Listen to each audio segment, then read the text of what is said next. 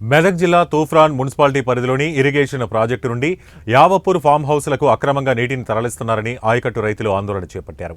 రాత్రికి రాత్రి గుట్టుచప్పుడు కాకుండా బీటీ రోడ్డును తవ్వి పైప్ లైన్ వేశారని ఆరోపించారు. ఈ వ్యవహారంపై బాధితులు అధికారులకు ఫిర్యాదు చేసినా పట్టించుకోలేదని ఆవేదన వ్యక్తం చేశారు. ఈ పనులను ఆపకపోతే కలెక్టర్ దగ్గరే పురుగుల మందు తాగి ఆత్మహత్య చేసుకుంటామని రైతులు హెచ్చరించారు.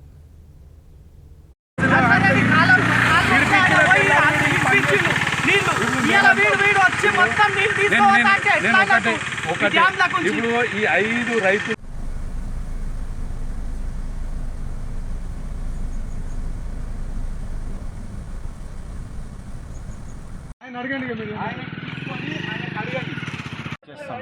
ఎందుకంటే మేము పర్మిషన్ ఎప్పుడు ఇవ్వలే, ఇదివరకు కూడా అంత తవ్వి చేస్తే మేము పైపులు ఆపేసినందుకు మళ్ళీ రాత్రి 1 o'clock ఏమో తీసిరంట.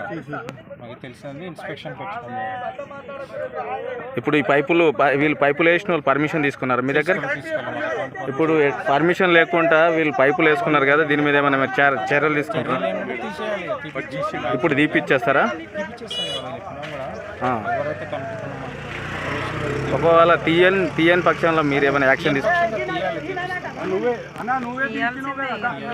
మీ ఏ డిపార్ట్మెంట్? ఇరిగేషన్. మీరు పేరు? గద్ద రిత్తిపోతల ప్రాజెక్ట్ నుంచి అక్రమంగా మనము 10వ నెలలో కాంప్లైంట్ ఇచ్చినాము. ఆల్రెడీ సదరు వ్యక్తి మల్లారెడ్డి అనే వ్యక్తి మీద ఆల్రెడీ కాంప్లైంట్ ఇచ్చినాము.